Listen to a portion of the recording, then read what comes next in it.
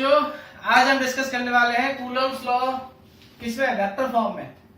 अभी तक हमने जो डिस्कस किया है वो क्या डिस्कस किया है, कूलम्स लॉ को किया है, जिससे हमने क्या निकाला था, दो चार्ज के बीच का फोर्स कैलकुलेट किया था कि दो पॉइंट चार्ज है तो किसी आर डिस्टेंस पर रखे हुए हैं, अगर उनके मैग्नीट्यूड एक का Q1 एक का क्या है Q2 है, तो उनके बीच में लगने वाला जो फोर्स होगा, अट्रैक्शन भी हो सकता है, रिपल्सिव भी हो सकता है, उसका जो मैग्नीट्यूड होगा उसकी वैल्यू कितनी आती है, F बराबर के Q1 Q2 by R square आती है। लेकिन अभी तक हमने कोई भी डायरेक्शन का डिस्कशन नहीं किया था, तो आज हम देखने वाले हैं कि जो डायरेक्शन होगी वो किस तरह से कैलकुलेट की जाएगी। इसी को बोला जाएगा कूलम्स लॉ का क्या, आपके वेक्टर फॉर्म। अगर मैग्नीट्यूड निकाल रहे हैं जनरली तो हम सीधा फॉर्मूला यूज कर सकते हैं Q1 Q2 by R square. लेकिन अगर हमें कंप्लीट पूछा गया वेक्टर फॉर्म में बताना है, मतलब उसका डायरेक्शन भी चाहिए, तो हमें क्या वेक्टर फॉर्म को यूज करना होता है। तो वेक्टर फॉर्म को पढ़ने से पहले क्या हमें एक छोटा सा टॉपिक आना चाहिए 11th क्लास का, जो हमने पढ़ा था किसमें, वेक्टर में, जिसको हम क्या बोलते हैं, पोजीशन वेक्टर। पोजीशन वेक्टर क्या होता है कि रेफरेंस पॉइंट या फिर आपका क्या, जिस जगह से ऑब्जर्वर क्या कर रहा है, ऑब्जर्व कर रहा है चीजों को, उसके रेस्पेक्ट में उसका पोजीशन क्या है, उसको क्या बोला जाता है, पोजीशन वेक्टर बोला जाता है। जैसे आपके पास क्या था कि एक फ्रेम ऑफ रेफरेंस बनाया हमने, यहाँ पे एक ऑब्जर्वर बैठा हुआ है इस पॉइंट पर। इस पॉइंट पे ऑब्जर्वर बैठा बैठा क्या कर रहा है, किसी चीज को या किसी एक ऑब्जेक्ट को क्या कर रहा है, ऑब्जर्व कर रहा है, मान लीजिए ना। तो इस पॉइंट के रेस्पेक्ट में इसका जो पोजीशन होगा, इस पॉइंट का किसके, इस ऑब्जर्व के रेस्पेक्ट में जिसका पोजीशन है वो डिनोट किया जाएगा किससे, पोजीशन वेक्टर से। मतलब किसी एक पॉइंट के या किसी एक रेफरेंस पॉइंट के रेस्पेक्ट में उसका पोजीशन क्या है वो डिनोट किया जाता है किससे, आपके वेक्टर का, वेक्टर फॉर्म में। इसको हम क्या बोलते हैं, पोजीशन वेक्टर। किसी पॉइंट के रेस्पेक्ट में उसका पोजीशन किससे डिनोट करोगे आप, पोजीशन वेक्टर से। तो सबसे पहले तो क्या है, हमें दो चार्ज लेने होंगे। दोनों चार्ज को हमने क्या किया कि डिस्टेंस लिए कुछ r और रखा, और हम क्या कर रहे हैं, उनके बीच में फोर्स कैलकुलेट करना चाह रहे हैं। तो देखो इधर हम क्या करते हैं, एक चार्ज ये ले लिया Q1, एक चार्ज ये ले लिया हमने क्या, Q2। इसको हमने क्या मान लिया, रेफरेंस पॉइंट मान लिया O 0,0। ये चार्ज कौन सा आपके पास, Q1 है। इधर मान लीजिए क्या है आपके पास, x एक्सिस है, इधर क्या है आपके पास, y एक्सिस है। तो इस Q1 चार्ज का इस पॉइंट O के रेस्पेक्ट में जो पोजीशन वेक्टर होगा, ये होगा आपके पास क्या, R1 वेक्टर हमने मान लिया। इस Q2 पॉइंट का जो पोजीशन वेक्टर होगा, इसके रेस्पेक्ट में इसको बोलेंगे हम क्या, R2 वेक्टर। अब मेरे को क्या करना है, फोर्स या तो Q1 से Q2 पर निकालना है, या फिर Q2 से किस पर निकालना होगा, Q1 से निकालना होगा। तो जिस चार्ज पर फोर्स निकालना होता है उसके रेस्पेक्ट में दूसरे का क्या निकालेंगे, फिर हम पोजीशन निकालेंगे। पहले तो इन दोनों इंडिविजुअल चार्ज का हम क्या करते हैं, पोजीशन निकालते हैं विद रेस्पेक्ट टू क्या, रेफरेंस पॉइंट। रेफरेंस पॉइंट हमने क्या कंसीडर किया, O। कोऑर्डिनेट क्या है इसके, 0,0, इधर x एक्सिस माना, इधर क्या माना हमने, y एक्सिस। तो सबसे पहले हमें क्या करना है, चार्ज Q1 का और चार्ज Q2 का विद रेस्पेक्ट टू वो क्या निकालने हैं, इनके पोजीशन वेक्टर निकालने। पोजीशन वेक्टर निकालने के बाद हम क्या करेंगे कि किस चार्ज पर किस चार्ज की वजह से क्या निकालना है, फोर्स निकालना है। जैसे force on the 2 due to 1, या फिर फोर्स ऑन 1 ड्यू टू 2 निकालना हो, तो हमें ये भी देखना पड़ेगा कि किस चार्ज के रेस्पेक्ट में बात की जा रही है। तो देखो इस चार्ज के जो पोजीशन वेक्टर है वो क्या हो गए, x1, y1 मान लीजिए, इसके क्या हो गया आपके पास, x2, y2 हो गए। ये क्या है, इनके पोजीशन वेक्टर से कोऑर्डिनेट फॉर्म में लिख लो। अगर वेक्टर फॉर्म में लिखना चाहेंगे तो क्या आ जाएगा, x1 i cap plus y1 j cap हो जाएगा। इसका क्या हो जाएगा आपके पास, x2 i cap plus y2 j cap. थोड़ा बहुत आपको शायद याद होगा, जब कोऑर्डिनेट से किसे निकालना हो, वेक्टर में लिखते हैं, यूनिट वेक्टर में, तो x में क्या होता है, i होता है, y में क्या होता है, j होता है। तो कोऑर्डिनेट से हम यूनिट वेक्टर फॉर्म में लिख सकते हैं। तो क्या होगा, इनके कोऑर्डिनेट हो गए, ये क्या होगा, इनके पोजीशन वेक्टर हो गए, किसके, Q1 चार्ज के और किसके, Q2 चार्ज के। अब मान लीजिए आपको फोर्स निकालना है किस पर, Q2 चार्ज पर, किससे, Q1 चार्ज से। तो पहले निकालेंगे इन दोनों का पोजीशन, ये रहा, इसको बोल दिया मैंने R वेक्टर। क्या बोल दिया मैंने इसको, आर वेक्टर। किससे किससे निकाल रहा हूं फोर्स, 1 से 2 पर निकाल रहा हूं फोर्स। ये ध्यान देने वाली बात है, 1 से कहां पर, 2 पर। तो फोर्स का फॉर्मूला तो वही रहता है, फोर्स के फॉर्मूले में चेंज नहीं आएगा। फोर्स क्या रहेगा आपके पास, के Q1 Q2 by are square ही होता है। लेकिन इस बार यहां पर आपको डायरेक्शन भी मेंशन करना पड़ेगा। तो डायरेक्शन मेंशन करने के लिए क्या चाहिए आपको, यूनिट वेक्टर। यूनिट वेक्टर से हम क्या करते हैं, हमेशा डायरेक्शन डिनोट करते हैं। तो अगर इसको वेक्टर फॉर्म में लिखना चाहूँ तो क्या लिखूंगा, फोर्स ऑन 2 ड्यू टू 1, क्या आ जाएगा, के Q1 Q2 अपॉन आर क्या होगा, इन दोनों के बीच का डिस्टेंस नहीं है, क्या ये पोजीशन वेक्टर है, तो क्या हो जाएगा ये आर वेक्टर का स्क्वायर। और डायरेक्शन किसे देते हैं आपके, हमेशा यूनिट वेक्टर से प्रोवाइड कराते हैं। तो डायरेक्शन क्या आ गया आपके पास, आर कैप। ये हो गया आपका वेक्टर फॉर्म। क्या है ये, वेक्टर फॉर्म। अगर फोर्स निकालना हो किस पर, चार्ज 1 पर, किसके द्वारा, चार्ज 2 के द्वारा। तो फोर्स ऑन 1 ड्यू टू 2 क्या हो जाएगा आपके पास, के Q1 Q2 Y are vector, और यहां पे क्या आ जाएगा, आर कैप। जो हो जाएगा फोर्स ऑन 1 ड्यू टू 2। ये क्या हो जाएंगे आपके पास, वैल्यू हो जाएगी। अब अगर आपको याद हो तो हम आर कैप क्या होता था, यूनिट वेक्टर होता था। क्या होता था, यूनिट वेक्टर। तो यूनिट वेक्टर को लिखने का तरीका जो होता है वो क्या होता है, आर कैप क्या होता है, R vector upon modulus of are vector ही होता है। यूनिट वेक्टर क्या होता था, vector upon magnitude of that vector. तो आर कैप को हम किससे रिप्लेस कर सकते हैं, इस तरह से रिप्लेस कर सकते हैं। इस तरह से रिप्लेस करेंगे तो आर वेक्टर है, वेक्टर क्या होता है, दो पोजीशन वेक्टर का क्या निकालना है, डिफरेंस निकालना पड़ेगा। तो आर निकालना है तो आर निकालना है तो क्या होगा, इस पोजीशन वेक्टर में से क्या करेंगे, इस पोजीशन वेक्टर को क्या कर देंगे, सब्ट्रैक्ट कर देंगे। तो क्या आ जाएगा आपके पास, आर वेक्टर आ जाएगा। क्लियर बात। तो जब फोर्स निकालेंगे कहां पर, 2 ड्यू टू 1, तो जब इस यूनिट वेक्टर को हम रिप्लेस करके किस तरह से लिख सकते हैं, देखो फोर्स ऑन 2 ड्यू टू 1 कितना आ जाएगा, के Q1 Q2।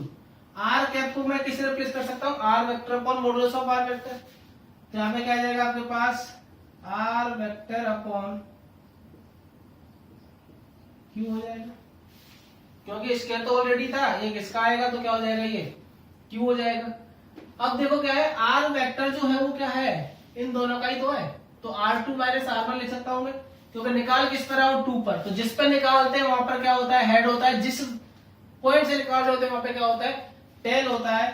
तो इसको अगर और हम लिखना चाहें तो क्या लिख सकते हैं कि फोर्स ऑन 2 ड्यू टू 1 क्या आ जाएगा बस, के Q1 Q2, और ये क्या हो जाएगा, R2 vector minus R1 vector upon R2 vector minus R1 vector का क्या हो जाएगा, क्यूब हो जाएगा। और ये क्या आ जाएगा आपके पास, फोर्स आ जाएगा। अब देखो आपके पास डायरेक्शन भी है और मैग्नीट्यूड भी है। इसको क्या बोला जाता है, वेक्टर फॉर्म बोला जाता है किसका, कूलम्ब्स लॉ का। ये तो किस पर है, force on charge 2 due to 1। अगर फोर्स निकालना हो इस पर आपको चार्ज 1 पर, तो चार्ज 1 पर निकालेंगे तो क्या आ जाएगा, चेंज कुछ नहीं आएगा। ये वैल्यू तो क्या रहेंगी आपकी, सेम रहेंगी। लेकिन यहाँ पर जो पोजीशन वेक्टर क्या है, किस पे निकाल रहे हैं, 1 पर निकाल रहे हैं। तो हेड कहाँ होगा, 1 पर होगा, टेल कहाँ होगी, 2 पर होगी। तो इसका पोजीशन वेक्टर क्या है, R1, इसका पोजीशन वेक्टर क्या है, R2 है। तो यहाँ पे क्या आ जाएगा आपके पास, R1 vector minus R2 vector upon कितना आ जाएगा आपके पास, R1 vector minus R2 vector का क्या हो जाएगा, Q हो जाएगा। ये हो जाएगा फोर्स ऑन 1 ड्यू टू 2। तो ये होता है आपका क्या Coulomb's law in vector form. लेकिन यहाँ पर सबसे इंपॉर्टेंट एक और बात होती है जो आपको याद रखनी है कि जब जब आप फोर्स किस फॉर्म में लिखोगे, वेक्टर फॉर्म में लिखोगे, या जितने भी हम आप आगे जाके भी क्या लिखेंगे, फॉर्मूलेज लिखेंगे, वेक्टर फॉर्म में कैलकुलेट करेंगे, तो आपको यहाँ पर दो चीजों पर खास तौर से ध्यान देना है, Q1 और Q2 पर। जब भी हम वेक्टर फॉर्म की बात करेंगे तो Q1 और Q2 always with proper sign रखे जाएंगे एनालिसिस करते समय। जैसे अभी हमने जब कूलम्स लॉ पढ़ा था, तो कूलम्स लॉ में हमने फोर्स निकाले थे, चार्ज पॉजिटिव और नेगेटिव, हमने उसके साइन को कंसीडर किया ही नहीं था। लेकिन जब वेक्टर फॉर्म होगी तो वेक्टर फॉर्म में आपको हमेशा Q1 और Q2 विद प्रॉपर साइन रखने हैं। अगर साइन का आपने गड़बड़ कर दिया तो जो फोर्स आपके राइट में होना चाहिए था वो कहां जाएगा, लेफ्ट में आ जाएगा, जो लेफ्ट होना चाहिए वो कहां चला जाएगा, आपके राइट में चला जाएगा। तो ये नोट कर लेना ध्यान से, very very important note. Put all charges with proper sign, जो भी इनका साइन होगा साइन के साथ क्या करनी, इनकी वैल्यू पुट करनी है आपकी, चाहे Q1 हो चाहे क्या हो, Q2 हो, अदरवाइज आपका आंसर क्या आएगा, गलत आएगा। नोट करें आप कूलम्स लॉ किसमें, आपके वेक्टर फॉर्म में।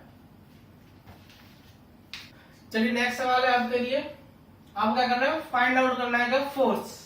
किसमें फोर्स कैलकुलेट करना है आपको, 5 कूलम चार्ज पर करना है। किसकी वजह से करना है, -2 कूलम चार्ज की वजह से करना है। 5 कूलम चार्ज का वो कोऑर्डिनेट गिवन है, कहां पर है, 6,8 पर रखा हुआ है। 2 कूलम चार्ज जो नेगेटिव है वो कहां पर रखा हुआ है, 3,4 पर रखा हुआ है। तो आप देखें, आपको जब कोऑर्डिनेट दे रखे हैं तो कोऑर्डिनेट दे रखे हैं तो हमें कौन सा फॉर्म यूज करना पड़ेगा, आपको वेक्टर फॉर्म यूज करना पड़ेगा। तो सबसे पहले क्या है, एक डायग्राम बनाए। देखिए इधर सॉल्व करते हैं इसको। ये क्या मतलब, डायग्राम बनाते हैं। देखो ये मान लो कि आपके पास x है या फिर क्या है i कैप है, ये क्या है आपके पास y है या फिर क्या है j कैप है। इसको क्या मान ले हम, ओरिजिन मान ले, जैसे कोऑर्डिनेट क्या है आपके पास 0,0 है। देखो चार्ज कौन सा, 5 कूलम चार्ज। 5 कूलम चार्ज कहां पर रखा हुआ है, 6,8 पर, मतलब क्या यही कहीं होगा।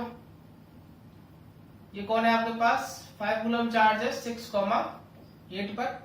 -2 कूलम चार्ज रखा हुआ है वो कहां पर रखा हुआ है, 3,4 पर रखा हुआ है, कुछ यहाँ होगा कहीं।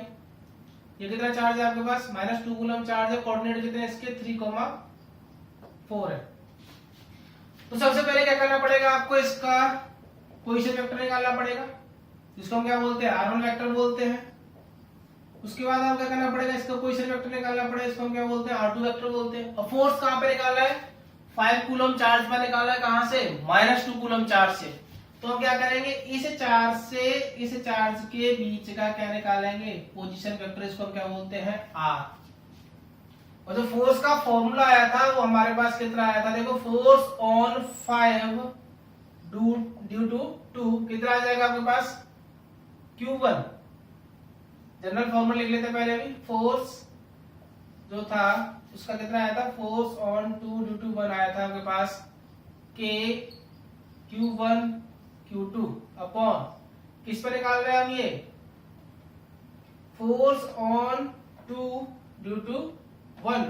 तो क्या आ जाएगा आपके पास, R2 माइनस R1, और यहां पर क्या आएगा, R2 माइनस R1, और यहां पर क्या आता था आपके पास, Q आता था।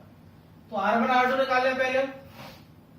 तो यहां से अगर हम देखें तो R1 वेक्टर क्या आ जाएगा, 3,4, तो कितना हो जाएगा, 3i cap plus 4j cap हो जाएगा। अगर R2 वेक्टर निकालें किसका, 5 कूलम चार्ज का, तो R2 वेक्टर कितना हो जाएगा, 6i cap plus 8j cap. अब क्या करना है, वैल्यू पुट करनी है, सिंपल और कुछ नहीं है। Q1 की वैल्यू कितनी है आपके पास, -2 कूलम है, और Q2 की वैल्यू कितनी है आपके पास, प्लस के 5 कूलम है। वैल्यू पुट करते देखो, तो फोर्स ऑन कहां पे निकाला है, find out the force on 5 coulomb. तो फोर्स ऑन 5 ड्यू टू 2 कितना आ जाएगा, K की वैल्यू कितनी होती है, 9 × 10⁹ मल्टीप्लाई Q1 क्या है, -2। आपको बताया था, ध्यान देने वाली बात है कि यहाँ पर जो Q1 Q2 है इनकी वैल्यू कैसे रखी जाएगी, विद प्रॉपर साइन रखी जाएगी। अगर Q1 पॉजिटिव है नेगेटिव है तो वही साइन आएगा, Q2 कैसा है पॉजिटिव, तो क्या साइन कैसा आएगा, पॉजिटिव का आएगा। तो मल्टीप्लाई क्या हो जाएगा आपके पास 5। अब कहते हैं आपको R2 माइनस R1, तो R2 माइनस R1 आपके पास वैल्यू अवेलेबल है। R2 की वैल्यू कितनी है आपके पास, 6i cap plus 8j cap minus 3i cap minus 4j cap upon क्या हो जाएगा आपके पास, 6i cap plus 8j cap minus 3i cap minus 4j cap का क्यूब हो जाएगा।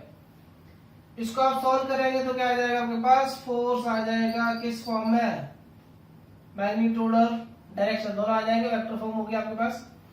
ध्यान से देखो 6 - 3 कितना बचा 3, तो 3i कैप और प्लस 4j कैप, यहाँ पे कितना आ गया आपके पास 9 और मल्टीप्लाई कितना है 10, तो क्या मैं इसको सीधा लिख दूं -9 मल्टीप्लाई 10⁻10। अरे किसका हो जाएगा 9, ये कितना हो जाएगा पावर टोटल 10 हो जाएगा। मल्टीप्लाई में क्या बचा 6 में से 3 गया 3i cap plus 4j cap upon यहाँ पे क्या है देखो 6 - 3 8 - 4 कितना बचेगा आपके पास 3i प्लस 4j। 3 और 4 का जो मैग्नीट्यूड निकालते हैं कितना आता है 5, और 5 का क्या हो जाएगा ये क्यूब, तो कितना हो जाएगा ये 125 न्यूटन। ये आपका क्या हो जाएगा फाइनल आंसर हो जाएगा। अगर आपको याद नहीं है इनके कैसे निकालते हैं क्या मैग्नीट्यूड, तो इसका फॉर्मूला मैं यहाँ पे लिख दे रहा हूं। देखो अगर क्या हो आपके पास xi प्लस yj फॉर्म में होता है, तो मैग्नीट्यूड क्या होता है x² प्लस y² का रूट होता है। इस तरह से क्या निकालते हैं इनका मैग्नीट्यूड निकालते हैं किसका, जब यूनिट वेक्टर में हो। तो यहाँ पे क्या रहेगा आपका 6 - 3 कितना बचेगा 3 बचेगा, 8 - 4 कितना बचेगा 4 बचेगा, तो 3i प्लस 4j का जो मैग्नीट्यूड निकालोगे x की वैल्यू कितनी है 3, y की वैल्यू कितनी है 4, तो 3² प्लस 4² कितना हो गया आपके पास 25 का रूट करोगे तो 5, और 5 का क्या हो रहा है यहाँ पे क्यूब, तो यहाँ पे कितना हो जाएगा 125। चलिए स्टार्ट करते हैं। नेक्स्ट टॉपिक आपका प्रिंसिपल ऑफ सुपरपोजिशन। अभी हमने देखा कि एक सिंगल चार्ज पर एक चार्ज की वजह से फोर्स कितना होता है, कूलम्ब्स लॉ के अकॉर्डिंग कितना आता है आपके पास F = K Q1 Q2 R²। ये जो फोर्स आया है ये किसकी वजह से आया है, एक चार्ज की वजह से दूसरे चार्ज पर, और चार्ज कैसे आपके पॉइंट चार्ज है। अगर मोर देन चार्ज अवेलेबल हो और किसी एक चार्ज पर हमें क्या करना हो फोर्स कैलकुलेट करना हो, फॉर एग्जांपल आपके पास एक कोई चार्ज है ये A, इस चार्ज A पर मेरे को चार्ज B से, चार्ज C से और चार्ज D से क्या करना है फोर्स कैलकुलेट करना है। किस पर, इस चार्ज A पर A से B से और C से जो भी चार्ज यहाँ पे प्लेस है उनसे। तो सिंगल चार्ज से सिंगल चार्ज में फोर्स तो कौन सा आपके कूलम्ब्स लॉ है। तो अब क्या करेंगे हम, इस B चार्ज से A चार्ज पर, C से A पर और D से A पर क्या करेंगे इंडिविजुअल क्या करेंगे फोर्स की कैलकुलेशन करेंगे। और फोर्स कैसी क्वांटिटी होती है वेक्टर क्वांटिटी होती है, तो इस A पर लगने वाला जो नेट फोर्स होगा वो क्या होगा इस B के C के D के द्वारा लगने वाले नेट फोर्स के वेक्टर सम के क्या होगा इक्वल होगा। यही जो प्रिंसिपल है क्या कहलाया जाता है प्रिंसिपल ऑफ सुपरपोजिशन कहलाया जाता है, कि किसी एक चार्ज पर उसके सराउंडिंग में जितने भी चार्ज क्या है अवेलेबल है, तो इन चार्ज की वजह से इस एक सिंगल चार्ज पर कितना फोर्स अप्लाई हो रहा है, या इस सिंगल पॉइंट चार्ज पर फोर्स कितना है, इसकी कैलकुलेशन के लिए हम क्या यूज करते हैं principal of superposition. Individual charge की वजह से फोर्स कैलकुलेट करेंगे, यहाँ पर उन सब का क्या कर देंगे हम फिर वेक्टर सम कर देंगे। ये क्या कहलाया जाता है आपका प्रिंसिपल ऑफ सुपरपोजिशन कहलाया जाता है। तो इसमें क्या है आपके प्रिंसिपल ऑफ सुपरपोजिशन में कि जब आपके एक चार्ज दे रखा है, उस एक चार्ज को क्या करना है सराउंडिंग के चार्ज से टोटल फोर्स हमें क्या करना है कैलकुलेट करना है। जैसे मान लीजिए क्या करें, हमने यहाँ पर कुछ चार्ज कंसीडर कर लिए, जैसे एक मेरे पास चार्ज ये रहा, इस चार्ज को मैंने बोल दिया क्या Q1। यहाँ पर एक चार्ज मेरे पास अवेलेबल है, इस चार्ज को मैंने क्या बोल दिया चार्ज Q2, और एक चार्ज मेरे पास ये अवेलेबल है, इस चार्ज को मैंने क्या बोल दिया Q3 बोल दिया, और एक चार्ज यहाँ पर अवेलेबल है, इस चार्ज को मैंने बोला क्या Q0। अब इस Q0 चार्ज पर मेरे को इस Q1 Q2 Q3 से सब चार्ज की वजह से क्या करना है फोर्स की कैलकुलेशन करनी है कि इस Q0 पर नेट फोर्स कितना होगा। तो हम क्या करेंगे फर्स्ट ऑफ ऑल हम Q1 Q0 Q2 Q3 सबके क्या लिखेंगे, पहले हम पोजीशन वेक्टर लिखेंगे। क्या लिखेंगे इनके पोजीशन वेक्टर। तो पोजीशन वेक्टर कहां से लिए हमने, मान लिया कि ये पॉइंट क्या हमारा रेफरेंस पॉइंट है O, और इसके कोऑर्डिनेट क्या है 0,0 है।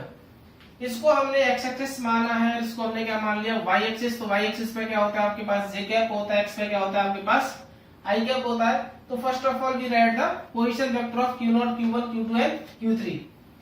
तो हमने इस Q1 का क्या लिखा, पोजीशन वेक्टर लिखा है, इसको हमने क्या मान लिया, R1 वेक्टर मान लिया।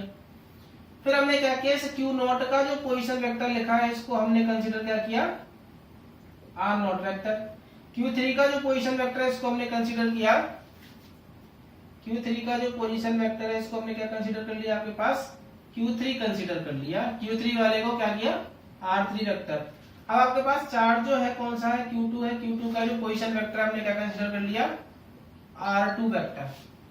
कैलकुलेट क्या करना है हमें, इस Q0 चार्ज पर क्या करना है, फोर्स की कैलकुलेशन करनी है हमें। तो हम क्या करेंगे, इस Q1 चार्ज ने इस Q0 चार्ज पर कितना फोर्स लगाया, कुछ इस तरह से फोर्स लगाएगा। मान लो इसके द्वारा जो अप्लाइड फोर्स है, force on node due to 1, मतलब Q1 चार्ज ने Q0 पे कितना फोर्स लगाया, F01। इस 2 चार्ज ने इसको फोर्स कितना लगाया, जितना फोर्स लगाएगा। चार्ज यहाँ पर हमने सारे कैसे कंसीडर किए, पॉजिटिव चार्ज किए। तो पॉजिटिव चार्ज पॉजिटिव क्या करता है, रिपेल करेगा। तो यहाँ पर ये फोर्स कितना लगाएगा, आपके पास F02 लगाएगा। Q3 चार्ज जो है यहाँ पर कितना फोर्स लगाएगा आपके पास, अगर देखें यहाँ से इसको ज्वाइन करें हम, तो कितना फोर्स लगा रहा है आपके पास, force on node due to 3। तो इस Q0 चार्ज पर Q1 ने फोर्स कितना लगाया, F01 लगाया। Q2 ने कितना लगाया आपके पास, F02 लगाया। Q3 ने कितना लगाया आपके पास, F03 लगाया। तो ये क्या आ गया, इस Q0 चार्ज पर लगने वाले टोटल फोर्स आ गए कौन कौन से, F01, F02 और F03 आ गए। अब हम क्या करें, F01, 2 और 3 की अगर वैल्यू लिखे अकॉर्डिंग टू कूलम्ब्स लॉ, तो जो वैल्यू आएंगी आपके पास वो क्या आएंगी, देखो यहाँ पे लिख रहे हैं हम, जो F01 होगा, force on 0 Q0 due to Q1, क्या हो जाएगी इसकी वैल्यू, बराबर के Q0 Q1 अपॉन में आएगा, अपॉन में क्या आएगा, इनका पोजीशन वेक्टर आएगा। तो पोजीशन वेक्टर जो है इसका क्या है आपके पास, R01 का वेक्टर। जिस चार्ज से जिस पर फोर्स निकालना होता है, तो जहां पर निकालना होता है वहां पर हेड आता है, और जिस जगह निकालना होता है वहां पर क्या आता है आपके पास, टेल आता है। अब क्या करेंगे, आपके पास क्या आ गया, इसका पोजीशन वेक्टर आ गया। तो वैल्यू क्या हो जाएगी इसकी, R01 का वेक्टर का क्या हो जाएगा, ये Q हो जाएगा। और यहाँ पर क्या आ जाएगा आपके पास, R01 आ जाएगा। अगर वेक्टर फॉर्म में लिखेंगे तो ये भी क्या हो जाएगा, F01 का वेक्टर हो जाएगा।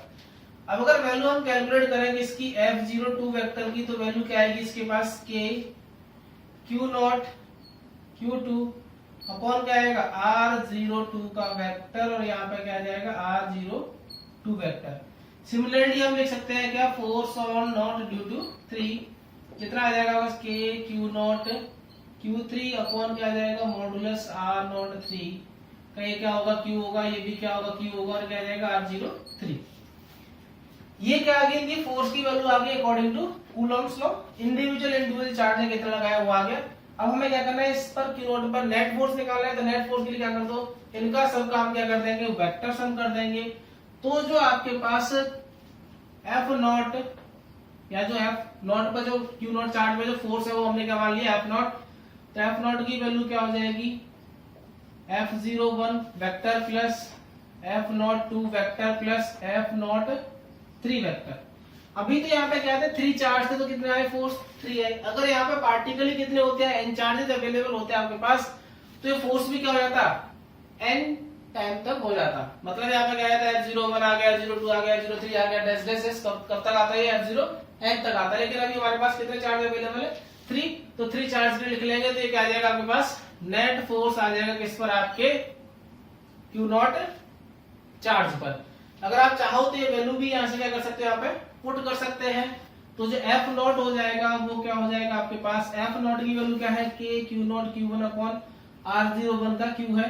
तो वैल्यू क्या आ जाएगी आपके पास, K Q0 Q1 upon R01 का Q, R01 वेक्टर। दूसरा क्या आपके पास F02 है, तो आपके पास क्या आ जाएगा, K Q0 Q2 अपॉन में क्या आएगा आपके पास, R02 का वेक्टर का Q, R02, और क्या आएगा आपके पास, K Q0 Q3 upon R03 का Q, और क्या आ जाएगा आपके पास, ये आ जाएगा। अब यहाँ से अगर कुछ कॉमन दिख रहा है तो कॉमन ले लीजिए, बाकी क्या लिख देंगे हम, एज इट इज लिख देंगे तो क्या आ जाएगा आपके पास F naught vector. F naught vector की वैल्यू देखें तो क्या आ जाएगा, सब में कॉमन दिख रहा है हमें के क्यू नॉट, तो क्या आ जाएगा आपके पास के क्यू नॉट कॉमन आ गया, तो यहाँ पे क्या बचेगा आपके पास Q1 upon R01 Q R01 plus Q2 R02 Q, और यहाँ पे क्या आएगा आपके पास R02 वेक्टर प्लस क्या बचेगा आपके पास Q3 upon R03 Q R03 का वेक्टर। अगर n चार्ज होंगे तो क्या आ जाएगा, n टाइम्स तक आ जाएगा। अगर इसको हम जनरलाइज फॉर्म में लिखना चाहें तो जनरलाइज फॉर्म में कैसे आ जाएगा आपके पास ये के क्यू नॉट। यहाँ पे देखो सबको क्या कर देंगे हम, समेशन हो रहा है तो समेशन का साइन यूज कर लेंगे तो क्या आ जाएगा आपके पास समेशन आ जाएगा। यहाँ पे हम क्या लिखते हैं क्यू आई लिख लें और यहाँ पे लिमिट लगा देंगे आई इज इक्वल टू, कहां से कहां लगाएंगे 1 to n for n charges, तो क्या आ जाएगा bus Q I upon R0i ये क्या हो जाएगा, इस पर लगने वाला नेट फोर्स हो जाएगा। अगर यहाँ पर क्या है आपके पास n चार्ज अवेलेबल है तो ये जो कंसेप्ट होता है इसको बोलते हैं क्या, प्रिंसिपल ऑफ सुपरपोजिशन। मतलब किसी एक चार्ज पर हमें क्या करना है, उसके सराउंडिंग में जितने भी चार्ज अवेलेबल है उन चार्ज की वजह से उस पर लगने वाला फोर्स कितना होगा, तो उसको हम कैलकुलेट करते हैं कैसे, सुपरपोजिशन प्रिंसिपल से। इंडिविजुअल फोर्स, इंडिविजुअल चार्ज की वजह से क्या कर लो, फोर्स कैलकुलेट कर लो और बाद में उनका सम क्या कर देंगे, वेक्टर सम कर देंगे, तो जो रिजल्टेंट फोर्स आएगा वो क्या होगा, उस चार्ज पर लगने वाला नेट फोर्स होगा। कॉपी करें आप। अब जो क्या करते हैं प्रिंसिपल ऑफ सुपरपोजिशन समझने के लिए कुछ क्या करते हैं, न्यूमेरिकल्स करते हैं तो और अच्छा क्लियर हो जाएगा। जैसे हमने एक एग्जांपल लिया कि क्या है, इक्विलेटरल ट्रायंगल है, उस इक्विलेटरल ट्रायंगल पे क्या रखे हुए हैं, आपके वर्टेक्स पे चार्ज रखे हुए हैं। तो आपके पास मान लीजिए क्या है, एक इक्विलेटरल ट्रायंगल है, ये आपके पास वर्टेक्स ए है, ये आपके पास बी है, ये वर्टेक्स कौन सा आपके पास सी है, और सब जगह चार्ज क्या रखे हुए हैं, क्यू की चार्ज रखे हुए हैं। और ट्रायंगल आपका कैसा है, ये इक्विलेटरल ट्रायंगल है, तो इसकी साइड कितनी हो जाएंगी, ए हो जाएंगी। अब हमें क्या करना है, किसी एक वर्टेक्स पे क्या करना है, कैलकुलेशन करनी है किसकी, फोर्स की। मान लीजिए हमने क्या माना कि इस चार्ज बी पर चार्ज ए से और चार्ज सी से, जो वर्टेक्स ए और सी पर जो चार्ज रखे हैं क्यू और क्यू, इनसे इस वर्टेक्स बी पर रखे हुए चार्ज पर कितना फोर्स होगा, तो हमें वो फोर्स कैलकुलेट करना है। तो क्वेश्चन आपके पास क्या, find out net force on charge Q which is placed at B, जो कहां पे प्लेस है, B पे प्लेस है। तो इस B पे प्लेस है, इसको क्या करना है, आपको फोर्स कैलकुलेट करना है। आपको क्या करना है, इस चार्ज Q पर जो कि B पर रखा हुआ, इसमें क्या करना है, नेट फोर्स कैलकुलेट करना है। तो सबसे पहले हम क्या करेंगे, A से B पर फोर्स कैलकुलेट कर लो, C से B पर फोर्स कैलकुलेट कर लो, फिर बाद में क्या करेंगे, उन दोनों का वेक्टर सम कर देंगे, तो क्या आ जाएगा, इस बी पर लगने वाला नेट फोर्स आ जाएगा। तो सबसे पहले हम क्या कैलकुलेट करते हैं, force on B due to A. Formula क्या होता है, बस के Q1 Q2 वाई क्या होता है, आर स्क्वायर होता है। Q1 Q2 की जगह पे क्या है, चार्ज Q है, ये चार्ज भी क्या है, Q है, इन दोनों के बीच का डिस्टेंस कितना है, a है। तो ये क्या आ जाएगा आपके पास आंसर, के q square upon a square आ जाएगा। इस चार्ज की इस पर फोर्स कितनी आई आपके पास, के q square upon a square आई है। दोनों चार्ज का नेचर कैसा है, सेम नेचर है। तो सेम नेचर है तो क्या होगा, रिपल्सन होगा, तो क्या कुछ फोर्स का डायरेक्शन कुछ इस तरह से आएगा, force on B due to A. Similarly हम क्या करेंगे, force on B due to C calculate करेंगे। तो क्या आ जाएगा आपके पास, के q square upon a square. देखो Q1 Q2 की जगह पे क्या है, सेम चार्ज है, Q और Q, दोनों के बीच का डिस्टेंस कितना है, a है। तो यहाँ पर कितना आ जाएगा, के q square upon a square आ जाएगा। अब देखो ये भी क्या है, पॉजिटिव, ये भी पॉजिटिव है, तो ये क्या करेगा, इसको रिपेल करेगा, तो क्या आ जाएगा, force on B due to C आ गया। अब हमें चाहिए क्या, इस पर नेट फोर्स चाहिए। नेट फोर्स के लिए क्या करेंगे हम, इस फोर्स का और इस फोर्स का दोनों का क्या करेंगे, वेक्टर सम करेंगे। तो वेक्टर सम का अगर फॉर्मूला आपको याद हो, जब रिजल्टेंट हम निकालते थे, जब वेक्टर पढ़ा था हमने, तो आर इक्वल टू क्या होता था, A square plus B square plus 2ab cos theta होता था। कब? जब कोई दो वेक्टर दे रखे हैं आपको, एक वेक्टर ए वेक्टर ये है, बी वेक्टर क्या है ये है, और थीटा क्या है, दोनों के बीच का एंगल है, तो इनका रिजल्टेंट जो होता था वो कुछ इस तरह से निकाला जाता था। तो यहाँ पे देखो मेरे को इनकी वैल्यू तो पता है, लेकिन मेरे को ये एंगल नहीं पता कि इस थीटा की वैल्यू कितनी है। अगर ये थीटा की वैल्यू मेरे पास आ जाए तो क्या है, मैं वैल्यू पुट करके, क्योंकि मेरे पास इनकी वैल्यू तो है ही, अब इस थीटा की वैल्यू और आ जाए तो यहाँ पे वैल्यू पुट करके क्या कर सकता हूँ, इसको इजीली सोल्व कर सकता हूँ। तो देखो ये ट्राइंगल कैसा है, आपके पास इक्विलेटरल ट्राइंगल है, और इक्विलेटरल ट्राइंगल का जो हर एंगल होता है वो कितना होता है, 60 डिग्री होता है। ये भी 60 होगा, ये भी 60 होगा, और ये भी कितना होगा, 60 होगा। अगर ये एंगल 60 है तो ये वाला एंगल भी कितना होगा, वर्टिकली अपोजिट एंगल है, तो ये भी कितना हो जाएगा आपके पास, 60 हो जाएगा। तो देखो इन दोनों फोर्स की वैल्यू भी मेरे पास है, इन दोनों के बीच का एंगल भी आ गया। तो यहाँ पे फॉर्मूले में क्या करूंगा, वैल्यू पुट करूंगा और क्या कर लूंगा, सॉल्व कर लूंगा। तो देखो जो नेट फोर्स आ जाएगा, फोर्स ऑन बी क्या आएगा, फोर्स ऑन बी आएगा, वो क्या इन दोनों के बीच में कहीं ऐसे होगा, अगर पैरेललोग्राम से निकाले तो बीच में नहीं होगा। तो ये क्या हो गया आपके पास, फोर्स ऑन बी हो गया। इसकी वैल्यू कितनी होगी, तो इसकी वैल्यू हो जाएगी आपके पास force on B due to A का square plus force on B due to C का square plus 2 force on B due to A force on B due to C, और क्या हो जाएगा आपके पास cos 60, क्योंकि थीटा कितना है आपके पास 60 है। अब इनकी FBA की और FBC की हम क्या कर सकते हैं, वैल्यू पुट कर सकते हैं। तो वैल्यू पुट करेंगे तो क्या आ जाएगा, FBA की वैल्यू कितनी है आपके पास, कि Q square upon a square का स्क्वायर हो जाएगा, प्लस FBC की वैल्यू भी कितनी है आपके पास, के q square upon a square का क्या हो जाएगा, स्क्वायर हो जाएगा, प्लस 2 FBA की वैल्यू कितनी है आपके पास, के q square upon a square, और इसकी वैल्यू भी कितनी है, BC की वैल्यू भी के q square upon a square, और cos 60 की वैल्यू कितनी होती है, 1/2 होती है। तो देखो 2 से 2 तो क्या हो जाएगा, कैंसिल आउट हो जाएगा।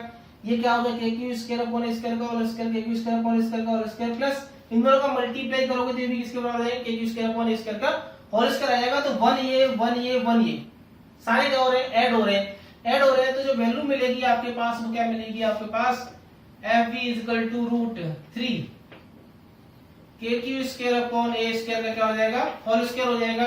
जब हम रूट हटाएंगे तो यहाँ से FB की वैल्यू कितनी आ जाएगी, √3, और ये क्या बचेगा आपके पास, के q square upon a square, और आंसर किसमें होगा, न्यूटन में होगा। ये क्या आ जाएगा, जब चार्ज आपके इक्विलेटरल ट्रायंगल पे रखे हुए हैं वर्टेक्स पे, तो इस चार्ज के ऊपर फोर्स, ये तो बी पर निकाल, अगर आप चाहो सी पर निकालना हो, किस पर निकालना चाहो, ए पर निकालना चाहो, तो यहाँ पे भी चार्ज क्या आएंगे, सेम है सब जगह। इक्विलेटरल ट्रायंगल है तो फोर्स क्या आएगा, सिमिलर आएगा। तो हम लिख सकते हैं कि सिमिलरली जो फोर्स होंगे, फोर्स ऑन ए बराबर फोर्स ऑन बी बराबर किसके होगा, फोर्स ऑन सी के। मतलब इन पर नेट फोर्स जो होंगे किसी भी वर्टेक्स में निकालोगे वो सब क्या होंगे, इक्वल होंगे आपके पास। क्लियर है आपके पास, कॉपी कीजिए इसको। नेक्स्ट एक और सवाल देखते हैं। अभी हमने क्या देखा था, ट्रायंगल देखा था। अब हम क्या करते हैं, स्केल लेते हैं, और स्केल को क्या करेंगे, हम वर्टेक्स पे चार्ज रखेंगे, और चार्ज हम क्या ले रहे हैं, अभी क्यू क्यू ले रहे हैं, सेम चार्ज ले रहे हैं, और हम क्या करेंगे, कैलकुलेट करेंगे किसी एक वर्टेक्स पे कि फोर्स कितना होता है। जैसे आपके पास क्या है, एक स्केल है, ये क्या है, ए बी सी, और ये क्या डी। सब जगह वर्टेक्स पे चार्ज हमने क्या माने, क्यू क्यू क्यू माने हैं। तो यहाँ पे भी चार्ज कितना है, क्यू है, ये चार्ज भी कितना है, क्यू है, यहाँ पे भी चार्ज कितना है, क्यू है, यहाँ पे भी चार्ज कितना है, क्यू चार्ज है। स्क्वायर है, स्क्वायर की साइड हमने क्या मानी, ए मानी है। अब हमें कैलकुलेट क्या करना है, फोर्स कैलकुलेट करना है। तो क्वेश्चन है आपके पास, find force on D due to all charges. Data आपको गिवन है, स्क्वायर है आपके पास जिसकी साइड क्या है, ए है, और हर वर्टेक्स पे चार्ज कितना रखा हुआ है, क्यू रखा हुआ है। तो वर्टेक्स डी पे जो क्यू चार्ज रखा हुआ है, इस पर रिमेनिंग जो चार्ज है वो कितना फोर्स अप्लाई करेंगे, वो हमें क्या करना है, कैलकुलेट करना है। चलो सॉल्व करते हैं इसको। तो देखो हम क्या करेंगे, इस डी पॉइंट पर लगने वाले फोर्स को क्या करेंगे, इंडिविजुअल चार्ज से सबसे पहले हम क्या करेंगे, कैलकुलेट करेंगे। तो देखो force on D due to A, इस ए के द्वारा यहाँ पे फोर्स कितना लगेगा, तो ध्यान से देखो के, यहाँ पे चार्ज कितना है क्यू है, यहाँ पे भी चार्ज क्या है क्यू है, तो Q1 Q2 तो क्या हो जाएगा डायरेक्ट ये के क्यू स्क्वायर अपॉन दोनों चार्ज के बीच का डिस्टेंस कितना दे रखा है ए, तो इसका क्या हो जाएगा ए का स्क्वायर हो जाएगा। नेक्स्ट निकाले अगर हम force on D due to C, इस सी से फोर्स निकाल रहे हैं यहाँ पर, इसका जो फोर्स है तो कैसा होगा रिपल्सिव होगा, इस तरह का आ जाएगा force on D due to A. C से डी पे निकालेंगे, देखो ये भी पॉजिटिव ये भी पॉजिटिव, यहाँ पे क्या हो गया रिपल्सन होगा, तो ये क्या हो जाएगा force on D due to C हो जाएगा। तो यहाँ पे इसकी वैल्यू निकाले, देखो चार्ज क्या है क्यू है तो क्या हो जाएगा ये के क्यू स्क्वायर हो जाएगा अपॉन बीच का डिस्टेंस जो है दोनों के बीच का क्या है ए है, तो ए का क्या हो जाएगा स्क्वायर हो जाएगा। अब हमें निकालना है क्या force on D due to B, इस डी पर बी के द्वारा जो क्या निकालना है आपको फोर्स कैलकुलेट करना है। तो देखो सबसे पहले आपको क्या चाहिए, इनके बीच की डिस्टेंस चाहिए, तो देखो क्या होना है रेक्टेंगल ट्रायंगल बन रहा है, रेक्टेंगल ट्रायंगल है तो क्या ए है, ये भी क्या है ए है, तो ये क्या हो जाएगा ए स्क्वायर प्लस ए स्क्वायर को सॉल्व करेंगे तो कितना आ जाएगा √2 ए आ जाएगा। तो बी और डी के बीच का जो डिस्टेंस है वो कितना है √2 है ना कि ए, क्योंकि ये क्या है डायगोनल है, क्योंकि जो इलेक्ट्रोस्टैटिक फोर्स है वो कैसा फोर्स है सेंट्रल फोर्स है, मतलब किस तरह से एक्ट करेगा ये, जो दो चार्ज है उन दोनों चार्ज को ज्वाइन करने वाले डायगोनल क्या करता है ये अप्लाई होता है एक्ट करता है।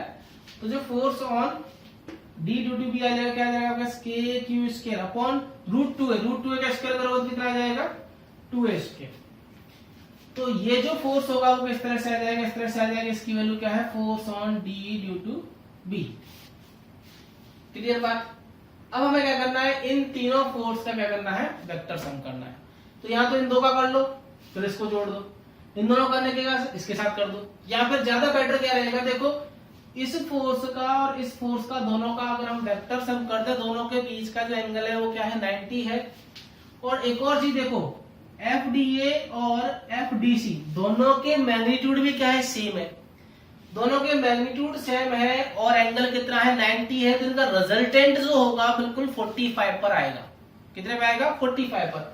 अगर इनके मैग्नीट्यूड सेम नहीं होते तो एंगल भले ही आपका 90 होता, इन दोनों के बीच में जो रिजल्टेंट होता है वो 45 का एंगल मेक नहीं करता, लेकिन यहाँ पे क्या मैग्नीट्यूड भी सेम है, एंगल 90 है तो रिजल्टेंट ऑलवेज कितने का एंगल फॉर्म करेगा 45 डिग्री का। तो पहले हम इन दोनों का क्या कर रहे हैं रिजल्टेंट फाइंड आउट कर रहे हैं, इसको मैंने मान लिया FR। और यहाँ पे देखो ये क्या राइट एंगल ट्राइंगल है तो ये भी एंगल कितना होगा 90 होगा। तो इन दोनों का रिजल्टेंट कैलकुलेट कर रहे हैं तो क्या आ जाएगा आपके पास अंडर इसका स्क्वायर होगा तो क्या आ जाएगा आपके पास के q square upon a square का क्या हो जाएगा होल स्क्वायर प्लस क्या हो जाएगा इसका स्क्वायर होगा तो क्या आ जाएगा के q square upon a square का होल स्क्वायर आ जाएगा प्लस 2 ये वैल्यू आएगी आपके पास के q square upon a square के q square upon a square और क्या आएगा cos 90 की वैल्यू क्या होती है 0, तो ये टर्म तो क्या होगी आपके पास 0 होगी, बची क्या आपके पास ये टर्म। तो जो रिजल्टेंट फोर्स आ गया इन दोनों का वो कितना आ जाएगा के क्यू स्क्वायर दोनों में क्या आ जाएगा कॉमन आ जाएगा तो ये बचेगा आपके पास √2 के q square upon a square. तो ये तो क्या आ गया इन दोनों का रिजल्टेंट आ गया ये रहा FR। अब ध्यान से देखो आप तो FR और FDB दोनों क्या है सेम डायरेक्शन में है तो cos 0 हो जाएगा, cos 0 की वैल्यू कितनी हो जाएगी 1, तो फॉर्मूला बन जाएगा किसका a प्लस बी का सिंपल। तो जब भी सेम डायरेक्शन में दो वेक्टर होते हैं तो उनका हम क्या करते हैं सिंपली एडिशन कर देते हैं, तो सिंपली ऐड कर देंगे किस किस को फोर्स को रिजल्टेंट फोर्स को दोनों के, और फोर्स कौन सा force on D due to B। तो जो आपके पास जो फोर्स आएगा कहां पर पॉइंट चार्ज D पर उसकी वैल्यू क्या आ जाएगी तो फोर्स ऑन D इसकी वैल्यू देखो ध्यान से तो FBD और FR का क्या हो जाएगा ये वेक्टर सम हो जाएगा, तो क्या हो जाएगा आपके पास FR वेक्टर प्लस FD और क्या आपके पास D। FR की वैल्यू अभी हमने देखी है तो ये वैल्यू कितनी आ जाएगी आपके पास √2 के q square upon a square. FBD की वैल्यू कितनी है आपके पास के क्यू स्क्वायर अपॉन 2a का स्क्वायर। दोनों में कुछ कॉमन आ रहा है, जो कॉमन आ रहा है उसको क्या करेंगे हम बाहर ले लेंगे, तो दोनों में देखो कॉमन क्या आ रहा है के q square upon a square दोनों में कॉमन है तो के q square upon a square common ले लिया, यहाँ पे कितना बचा √2 प्लस 1/2 क्या न्यूटन। ये क्या हो जाएगा, इसका आंसर हो जाएगा। कितना फोर्स अप्लाई होगा, ये फोर्स कहां पर है, पॉइंट चार्ज डी पर। तो डी पर जो चार्ज क्यों रखा है, इस चार्ज पर लगने वाला फोर्स कितना होगा आपके पास, के q square upon a square √2 प्लस 1/2। कॉपी करें आप। तो आज हमने देखा क्या कि Coulomb's law in vector form और principle of superposition. Principle of superposition हम क्या कर रहे थे कि किसी भी एक चार्ज पर उसके सराउंडिंग में जितने चार्ज उनसे क्या कर रहे थे, फोर्स कैलकुलेट कर रहे थे। तो पहले क्या करते हैं, इंडिविजुअल फोर्स निकाल रहे थे, बाद हम क्या करते हैं, सबका वेक्टर सम कर देते हैं। तो हमने क्या देखा कि डिफरेंट हमने क्या दो एग्जांपल देखे, एक में हमने क्या लिया ट्रायंगल लिया था, एक में हमने क्या लिया था स्केल लिया था, और दोनों के रिजल्ट हमने देख लिए। अगर मान लीजिए क्वेश्चन क्या होता है, एक और क्वेश्चन इस तरह से होता कि मान लो ये जो आपके पास क्या है स्क्वायर है, इस स्क्वायर पे मैं क्या करता, थोड़ा चार्ज क्या कर देता, चेंज कर देता। फॉर एग्जांपल ये स्क्वायर है आपके पास, अब मैं क्या करता, इस जगह पर चार्ज तो क्यू रखा हुआ है, यहाँ पर चार्ज क्या रखा है, क्यू रखा हुआ है, यहाँ पर चार्ज क्या क्यू रखा हुआ है, और यहाँ पर चार्ज क्या रखा है, माइनस क्यू रखा हुआ है। और क्या करता कि इसी चार्ज, इस वाले चार्ज में क्या करना होता, मेरे को फोर्स कैलकुलेट करना होता। तो देखो क्या होता, ये दोनों सेम नेचर के, तो क्या होगा, रिपल्सन फोर्स होगा, इस तरह से आ जाएगा। इन दोनों का नेचर भी सेम है, तो फोर्स कैसे आ जाएगा, ऐसे आ जाएगा। इसका नेचर कैसा है, अपोजिट है, तो फोर्स कहाँ आएगा, आपके इधर आएगा। ये ध्यान देने वाली बात है। इन दोनों का नेचर कैसा है, सेम, रिपेयर होगा तो इधर आएगा फोर्स। इन दोनों का नेचर क्या है, सेम, तो इधर आएगा फोर्स। क्लियर बात। और इन दोनों का नेचर कैसा है, अपोजिट है, तो फोर्स कहाँ आएगा, अपवर्ड आएगा। फिर हम क्या करेंगे, इन तीनों फोर्स का वेक्टर सम करेंगे, और वेक्टर सम करने के बाद क्या करेंगे, इसको जो भी इसका रिजल्ट आएगा वो हमारा क्या होगा, आंसर होगा। ऐसे छोटे से एग्जांपल है, अगर मैं क्या करता, स्क्वायर ही लेता, इस स्क्वायर में क्या करता है, इन कॉर्नर पे चार्ज क्यू रखे हुए हैं, क्या रखे हुए हैं, चार्ज क्यू रखे हुए, और एक चार्ज मैंने जहां पर इन दोनों के क्या डायगोनल कट कर रहे, वहां पे क्या रख दिया, एक और चार्ज रख दिया क्यू। किस पॉइंट पर, इस पॉइंट ओ पर। और आपसे पूछा जाता है कि इस पॉइंट ओ पर बताओ फोर्स कितना आएगा, किसमें बताया आपको, पॉइंट ओ पर। तो ध्यान से देखो, ये पॉजिटिव तो ये क्या करेगा, रिपेल करेगा इधर। ये पॉजिटिव किसको रिपेल करेगा, इधर रिपेल करेगा। ये पॉजिटिव इसको रिपेल ऐसे करेगा, ये पॉजिटिव इसको रिपेल किधर करेगा, इधर करेगा। और ध्यान से देखो, डायगोनल जो इंटरसेक्ट करेंगे, तो ये डिस्टेंस इसके बराबर होगी, ये डिस्टेंस किसके बराबर होगी, इसके बराबर होगी।